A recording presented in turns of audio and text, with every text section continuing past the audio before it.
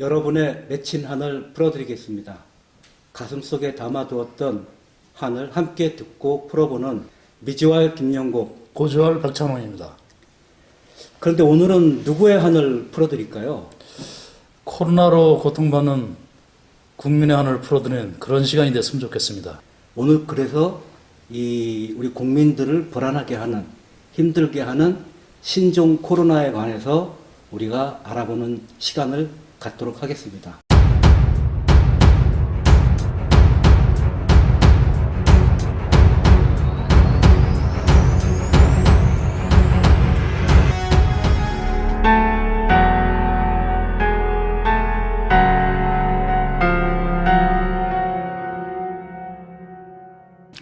안녕하세요. 반갑습니다. 남우송 목사라고 합니다. 일산의 주날개 그늘교회라는 교회에 담임하고 있고요. 교회개혁 실천연대라는 NGO 공동대표를 맡고 있습니다. 오늘 이렇게 초대해 주셔서 감사합니다. 네, 잘 오셨습니다. 도대체 신천지가 어떤 종교입니까? 신천지. 왜 신천지라고 하는지. 예. 신천지는 개신교 계열의 이단 사이비 단체라고 할 수 있고요. 정식 명칭은 신천지 예수교 증거 장막 성전이라는 긴 이름을 갖고 있어요. 다 요한계시록이라는 성경의 책에서 이렇게 토막토막 잘라다가 이제 붙인 이름이고요.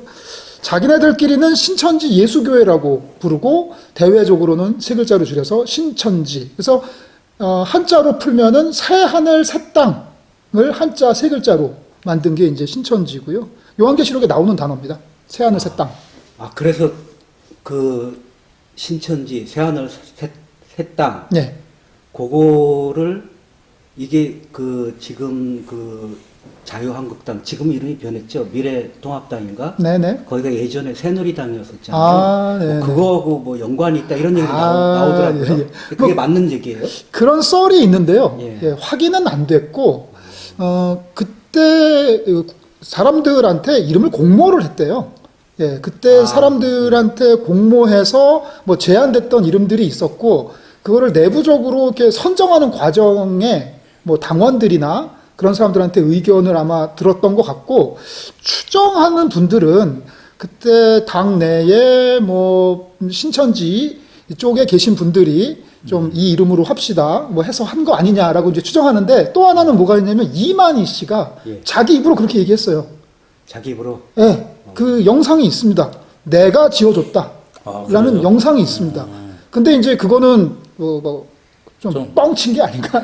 과시용으로? 네, 과시용으로 그랬던 것 같고요. 전혀 틀린 얘기는 아닌 것 같은 게 그 새가 신이고, 그죠? 네. 누리가 하늘 땅 이야기하는 거 아니에요? 그렇죠. 그죠? 그러니까 뭔가 있긴 있는 것 같은데 확인할 수 없다. 한자어냐 순한국말이냐. 그렇죠. 잘못하면 그 명예훼손 걸리죠. 한간에 파단 루머니까 말할 수 있다고 생각합니다. 근데 그러면 신천지의 새 하늘 새 땅은 어떤 걸 얘기하는 거예요? 요한계시록에 나오는 이야기고요. 이제 기독교의 궁극적인 목표가 마지막에 이제 하나님 나라가 이 땅에 이루어지는 것이고 그것을 표현하는 다양한 어떤 그림 언어가 있는데 그 중에 하나가 새 예루살렘, 새 에덴 그런 것도 있고 또 하나 얘기되는 게 새 하늘 새 땅. 하나님의 뜻이 이 땅에 완전히 이루어지면은 이 세상이 정말 완벽하게 좋은 세상 되는데 그것이 바로 새 하늘 새 땅이다라고 얘기하는 것 같아요. 근데 특별히 요한계시록을 그렇게 하는 이유는 뭔가요? 요한계시록이라는 책 자체가 그 안에 어떤 상징 그런 것들이 되게 많습니다. 그래서 정확히 말하면은 이게 그림 언어죠. 어떤 텍스트의 책이라기보다 그림을 글로 옮긴 책 같은, 영상을 글로 옮긴 책 같은 책이거든요. 그래서 아주 신비롭고 그런 내용들이 많다 보니까 해석 가능성이 커요. 나쁘게 얘기하면 귀에 걸면 귀걸이고 코에 걸면 코걸인데 그러다 보니까 이단 사이비 쪽에 있는 사람들이 자기 뜻에 맞게 갖다서 토막토막 문자로 쓰기가 용이한 게 있는 것 같아요. 근데 저 같은 문외한한테 상당히 좀 어려운 이야기인데 요한계시록 나오고 하니까 이제 우리가 궁금한 거는 그러면은 기존의 기독교 개신교하고는 뭐가 다른 거예요? 뭐 아주 많이 다르고요. 일단은 교리적으로 달라요. 교리적으로. 네. 그러니까 일반 개신교에서 가장 중요한 교리 중에 하나가 삼위일체거든요. 그러니까 뭐 우리가 개신교는 하나님 믿는다라고 얘기하는데 그 하나님이 이제 성부, 성자, 성령 이 셋이면서 하나고 하나이면서 셋이다라는 그런 신비로운 존재로서 하나님을 믿는 게 가톨릭 개신교이거든요. 그런데 이 신천지는요, 그 중에 그 성령이 이만이라고 얘기를 합니다. 그래요? 예, 그래서 삼위일체 교리가 기본적으로 다르고요. 그리고 그 이만희가 하나님인가요? 이만희가 삼위일체 중에 일부죠. 하나님, 예수님, 그리고 이만희. 뭐 불교에도 뭐 그런 게 있잖아요. 이게 뭐 우리 보신 법신, 보신, 화신 이렇게 얘기하는. 예, 뭐 그런 식이죠. 그러면은 성령이면은 거기 법신에 해당되는. 법신의 보신 아닌가 모르겠다. 하여간 뭐 그건 또 얘기를 하시는 걸로 하시고. 예, 그래서 그 성령의 다른 이름이 보혜사라고 성경에 써 있어요. 원어가 파라클레토스, 일종의 변호인인데 그게 나다. 이만희가 바로 그 보혜사다. 그러면서 이렇게 주장을 하죠. 그러면은 신천지 교인들은 하나님을 믿는 게 아니고 이만희를 믿는다는 얘기예요. 그렇죠. 초기 교리 때는 아주 명백하게 이만희라고 특정을 했고요. 그런데 이후에 가가지고 하도 욕을 먹으니까 이게 숨깁니다. 그래서 맨 처음에는 뭐 하나님 얘기도 하고 예수님 얘기도 하다가 이제 소위 교리 교육의 단계가 높아지면 높아질수록 본색이 드러나는데 그때 가가지고는 논리적인 귀결로 우리 총회장님이 그분이구나라고 다 합의가 되게 되는 거죠. 그래서 그 교리적으로 삼일체 안 믿고 또 뭐가 있냐면 주기도문도 인정을 안 합니다. 주기도문도 인정 안 해요. 그리고 가장 그 핵심인데. 그렇죠. 주기도문이 예수님의 가르침의 핵심인데 그것도 인정 안 하고 사도신경도 인정을 하지 않고요. 이만희 개인 숭배하고 이만희가 영생불사할 거라고 가르칩니다. 안 죽을 거래요. 죽지 않는다고요? 지금 91세인가 그러신데 죽지 않을 거래요. 그러면 어떻게 해요? 그럼 뭐 방구 처리하나? 만약에 죽으면 어떻게 되는 거예요? 그 동네가 또 아주 재밌는 동네인 게 교리 변개라 그래가지고요. 교리를 막 바꿔요. 그래도 사람들은 따라갑니다. 그래서 최근에 나오는 썰은 원래 이만희는 죽지 않는데 세상에서 너무 수고를 많이 해서 좀 쉬라고 하나님이 잠시 데리고 갈 수 있다. 냉동 처리해가지고. 뭐 이렇게 일종의 휴가를 주는 거죠. 그렇구나. 뭐 이런 썰들이 있고 그렇습니다. 이만희 씨에 대해서 한 번 더 조금 더 좀 자세히 좀 해주시겠어요? 이만희 씨는 이제 신천지 교주이시고 내부적으로 직함은 이제 신천지 총회장이라고 불리더라고요. 뭐 교리적으로 성경에 나와 있는 좋은 얘기는 다 자기에게 갖다 붙이고 있어요. 뭐 이긴자, 뭐 목자, 대언자, 보혜사, 성령, 재림 예수. 예수네. 예. 1931년 9월 15일생이세요. 31년생이시니까 뭐 저희 아버지보다도 한참 더 나이가 많으신데 경북 청도군 풍강면 현리 702번지에서 출생하셨고요. 그래서 신천지에서는 청도. 청도를 성지처럼 그렇죠. 생각한 거군요. 예, 교주의 출생지니까요. 아버지 이재문 씨와 어머니 고상금 씨 사이에서 태어나셨고요. 이분이 그 모계 쪽으로 한센병이 있어요. 예, 모계 쪽으로. 그래서 본인에게 한센병이 발병할지 모른다는 공포심을 젊은 날에 크게 갖고 있었어요. 그래서 1957년 27살의 나이로 자기의 그 한센병 문제를 해결하기 위해서 당시에 아주 용한 목사 박태선이라는 사람을 찾아갑니다. 근데 많이 들어봤는데. 네, 그렇죠. 천부교, 신앙촌, 전도관, 스타킹, 생명물 두부 뭐 이런 거죠. 맞아. 간장, 신앙촌. 네, 신앙촌 간장. 거기 얘기하는구나. 예, 거기 들어가서 그때 박태선 씨가 이제 당시에 5,700살이거든요. 예? 스스로 자기가 5,700살이라고 주장했어요. 그럼 성경에 구약 성경하고 그렇죠. 신약까지 해서 그게 딱 맞아 떨어지네 자기가. 예. 아니, 그런 황당한 얘기를 다 믿어요. 그렇죠. 누가 믿어요? 예, 이만희 씨가 믿고 박태선 밑으로 들어갑니다. 그래서 박태선 씨가 이제 주는 물, 그 생명물을 먹으면은 자기 병이 나을 수 있다. 해가지고 거기서 한 10년을 있으면서 벽돌을 찍습니다. 예, 거기서 이제 신앙촌이라는 이 뉴타운을 건설을 했거든요. 사실 저희 그렇죠. 맞아요. 뭐 부천인가 예, 어디 또 하고 제가 또 있었죠. 부천 출신이고 저희 신접살림을 그 근처에다가 차렸어요. 였고. 근데 그 동네가 좀 터가 그래서 영생교도 거기서 나왔고요. 오해받습니다. 터가 그렇다 그러시니까. 죄송합니다. 그래서 10년 활동하다가 거기서 나와가지고 37살에 67년에 유재열이라는 사람을 만나요. 그 사람은 당시 18세밖에 안 되는 젊은 나이였는데 거기서 이제 장막 성전이라는 걸 시작합니다. 여기서 재밌는 게 있는데 이 유재열 씨가 지금 생전에 있고요. 아 그래요? 가수 싸이의 장인입니다.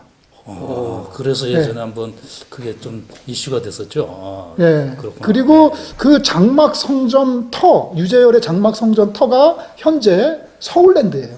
과천 서울랜드. 아, 그래요? 예. 여기서는 유재열 장막 성전에서는요, 시한부 종말론을 주장했어요. 1969년 11월 1일 날 지구 종말이 온다. 라고 했는데 아무 일 없었죠. 예. 예, 그 바람에 사람들 다 해산하고 그리고 이제 뭐 난리가 났죠.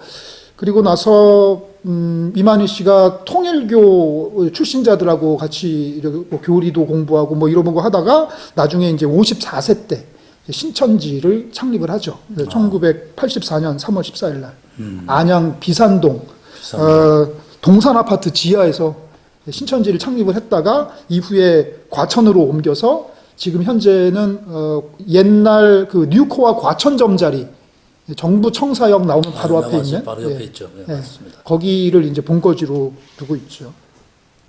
그러면 신천지를 만들기 전에 여러 이제 기독교 계통이지만 여러 종교를 이단들을 섭렵을 했죠. 섭렵을 하고 나서 이제 그걸 자기가 이제 만든 거거든요. 예, 그러니까 총 정리를 했다. 뭐 이렇게 볼 수 있죠. 그러니까 우리 스님들 중에서 그런 분들이 있거든요. 아, 그래요? 지금 아 그래요? 조계종 원로 스님들 중에서 지금 70, 80 되시는 스님들 중에서 예전에 지금 뭐 이름만 대면 알만한 스님들이 예전에 그 50년대, 60년대 이때 그 증상교, 보천교 주로 이제 그 증상교 계통의 그런 그 종교 단체를 전전하신 분들이 꽤 있습니다. 그렇구나. 그래갖고 그게 지금 보천교 이쪽 계통이 지금 대승진례로 지금 활동을 하고 있죠. 그 정상 계열이죠. 예, 예. 그게. 그래서 실제로 우리 스님들 중에서 처음에 출가하신 분들도 있어요. 그랬다가 나중에 이제 거기서 나와서 다시 조계종에 들어와서 지금 이제 우리 조계종의 원로 스님이 됐는데 그런 스님들 중에서 지금도 그쪽하고 교류를 하고 계신 분들이 그 있거든요. 불교에서도 뭐 이단 취급 안 받나요, 그럼? 근데 그 대승진례나 보천교는 사실은 지금은 불교하고 전혀 상관이 없는 뭐 그 당시에도 불교하고는 상관이 없는 종교였었죠. 근데 지금 우리 그 안국동에는 조계사 건물 대웅전 그게 사실은 보천교 법당 건물이었었어요. 그거를 해체해서 가지고 와서 조계사 법당을 또 뭐, 예, 만든 거죠. 또 새로운 사실들이 있군요. 근데 아까 그 시한부 종말론에 대해서 말씀하셨는데 시한부 종말론에 대해서 조금 더 좀 설명을 좀 해주시겠어요? 시한부 종말론은 신천지가 펼친 건 아니고요. 그렇죠. 예. 당시에 이제 장막성전에서 했던 건데 아주 단골면이죠. 예. 저 기억나는 게 이제 옛날에 그 다가올 미래를 준비하라 다미선교회 다미선교회. 예, 이장림 씨 예. 그때가 90년대 초반으로 기억하는데요. 제가 그때 군대 상병이었어요. 예, 그래서 그때 파견 나가 있었는데 내가 그때 점호 봤는데 우리 일찍 하사가 야 내일 예수 온대 내일 휴거래. 그러고 이제 장난치고 그랬던 기억이 나는데 그때 난리 났었죠. 그때 막 각 방송국마다 그 교회로 막 중계차 보내서 생중계하고 그래서 아무 일 없자 사람들 막 요동하는 거 다 찍고 지금 유튜브에 자료가 다 남아 있더라고요. 그렇죠. 예, 저도 한번 검색해보니까 검색해 보니까 되게 웃깁니다. 그런 식으로 해가지고 되면은 사람들이 이제 뭐 세상 다 끝나고 새로운 세상 오는데 뭐 공부는 뭐하러 하냐 학교 때리쳐라 사업은 뭐하러 하냐 그거 다 팔아서 갖다 바쳐라 하늘에다가 이제 보화를 쌓아라 뭐 그러면서 뭐 남편이 가지 말라 그러는데요 그러면 이혼해라 막 이런 식이죠. 그래서 가정 파괴하고 뭐 사회적으로 큰 무리를 일으켰는데 신천지는 시한부 정말로는 아니지만 그렇게 유사하게 젊은이들이 학업을 중단하게 만들고 그리고 직장도 포기하게 만들고 신천지 일이 많아요.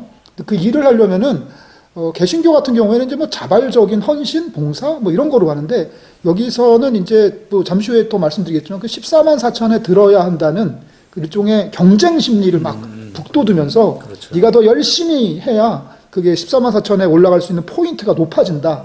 실제로 앱을 개인마다 설치하게 해가지고요. 그 앱으로 포인트 계산을 하고 그리고 GPS로 어디서 뭘 해서 뭘 했는지가 다 정리가 됩니다. 그 14만 4천 명은 왜 얘기가 나온 거예요?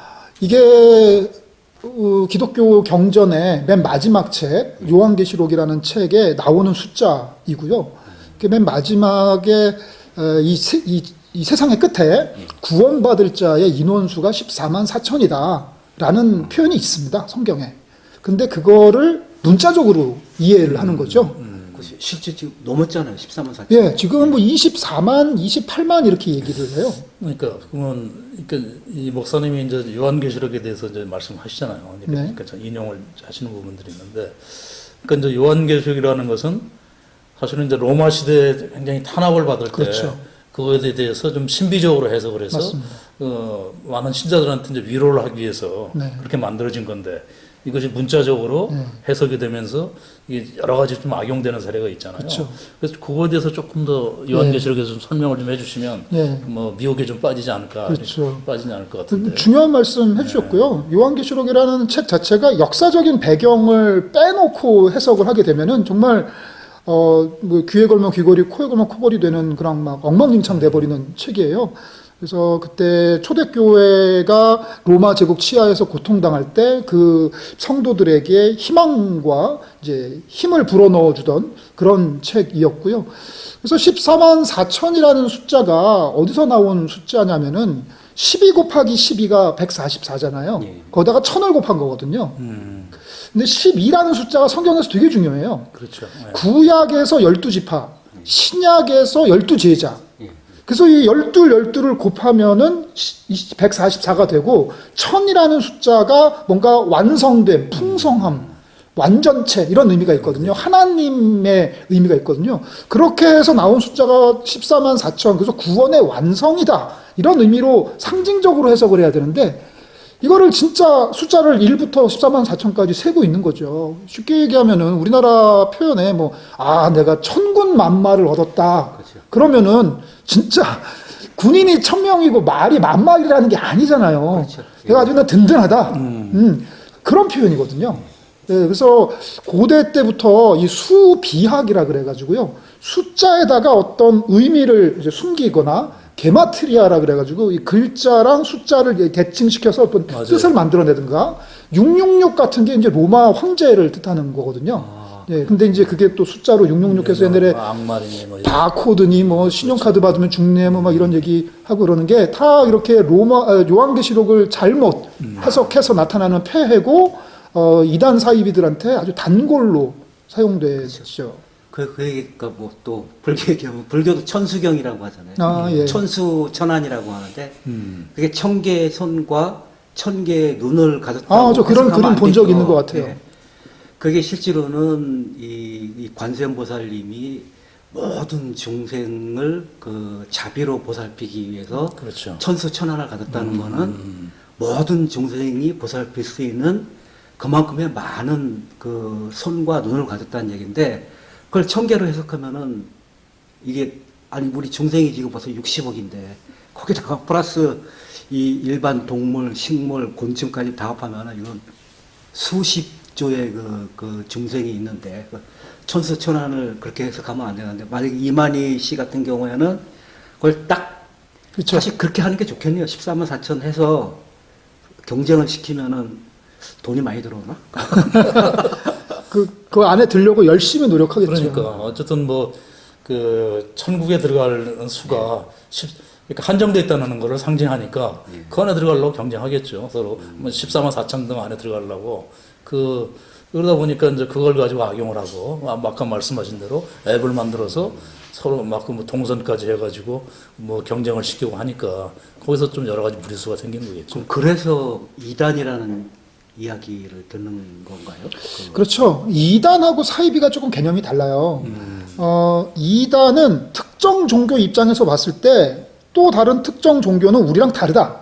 얘네는 틀렸다. 이런 의미에서 이단이에요. 근데 이제 일종의 이단으로 된 종교는 주류 종교가 아니라 비주류 종교다. 우리의 교리적인 주장이 주류들에게 채택되지 못했다. 그래서 이게 일종의 정치적인 개념이거든요. 정치적으로 약한 거죠. 이게 이제 이단 개념이고요. 사이비는 좀 달라요. 사이비라는 단어는 종교에서만 쓰는 말이 아니에요. 사이비 의사. 그렇죠. 예. 그렇죠. 의사 면허도 없고. 그런데 병 고쳐준다고 그러고 남 돈이나 훔쳐가고 이러면 사이비 의사잖아요. 사이비 종교도 마찬가지예요.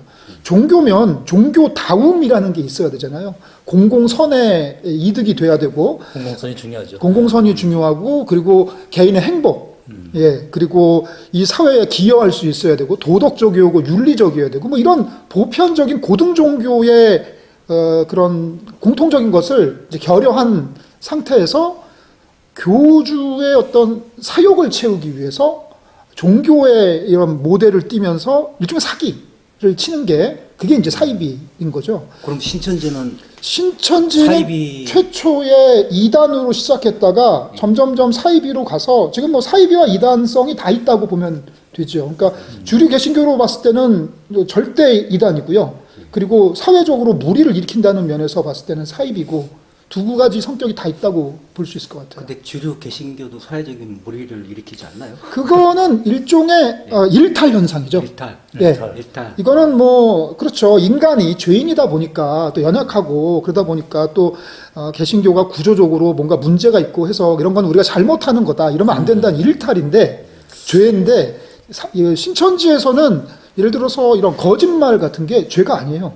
그렇다고 그러더라고요. 당신 신천지지? 그러면 아니? 그러면은 이거는 죄가 아니고 우리 교회 가자 하면서 너 신천지로 데려가는데 뭐 우리 뭐 공부하러 가자 이거 사실 다 거짓말인데 그걸 다 합리화하는 거죠. 뭐 이번에도 맞아요. 뭐 코롤라 그런 뭐 예. 동선 같은 거 얘기할 때 제대로 얘기 안 하고 계속 말 바꾸는 게 다 거짓말이거든요. 유튜브를 봤는데요. 저 신천지에서 교육하는 유튜브를 오늘 나오신다고 해서 물어보려고 봤는데 그걸 아예 공인해서 뭐 모략전도 모략이라는 게 나쁜 말이잖아요. 근데 그걸 쓰더라고요. 그쪽에서는. 예, 모략이 이제 영어로 하면 conspiracy일 건데 뭐 제가 뭐 영어로 이해하면 이제 음모 이런 거잖아요. 근데 뭔가 이게 뜻을 이루기 위해서 뭔가 은밀한 게 뭘 하는 거죠. 예, 뭐 이런 게 이제 모략인데 그게 필요하다는 거예요. 그리고 허락된다는 거고 장려된다는 거죠.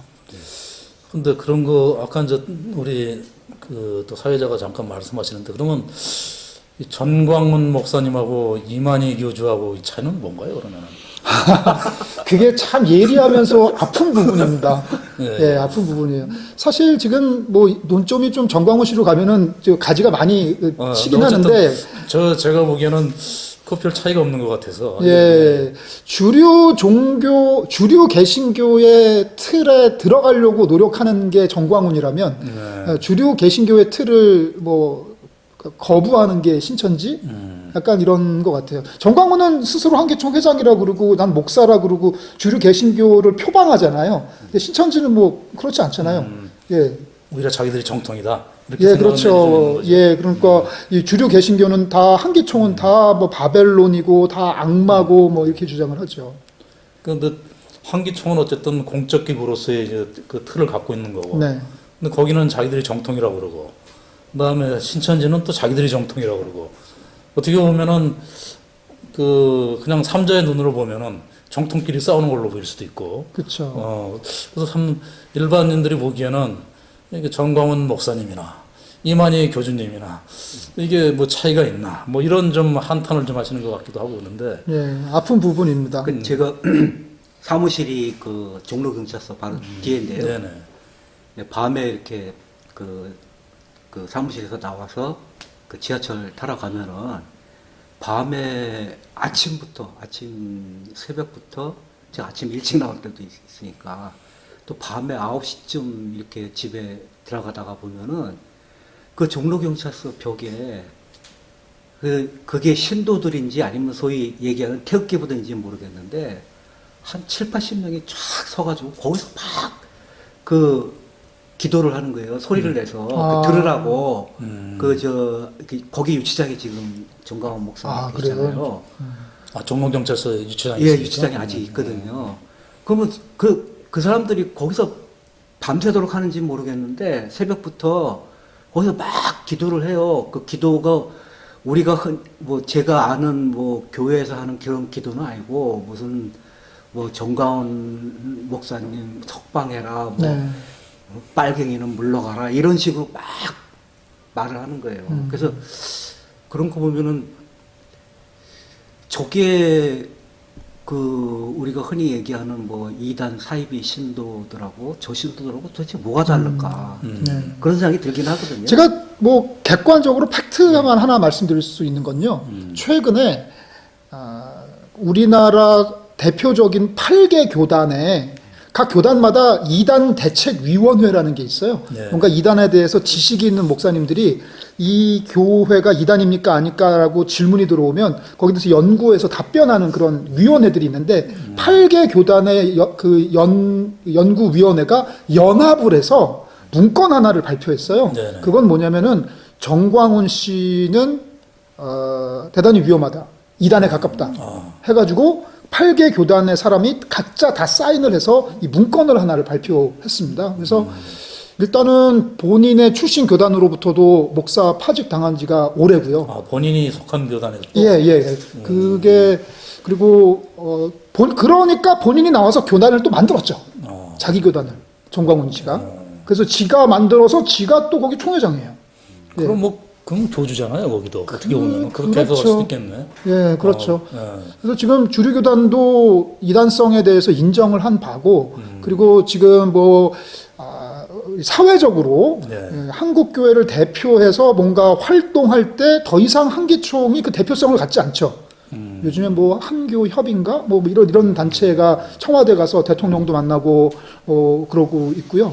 기독교 교회 협의회인가 거기가 거기는 예, 좀 기독교 진- 교회는 거기는 진보적인 데고, 네. 그다음에 중도 보수 그렇죠. 쪽인 한교협이라고 이렇게 그렇죠. 되는 걸로 알고 있습니다. 그래서 미래통합당 쪽에서나 와서 한기총 얼쩡거릴까? 다른 정당이나 그런 데서는 한기총은 취급을 안 하죠. 예. 더 이상.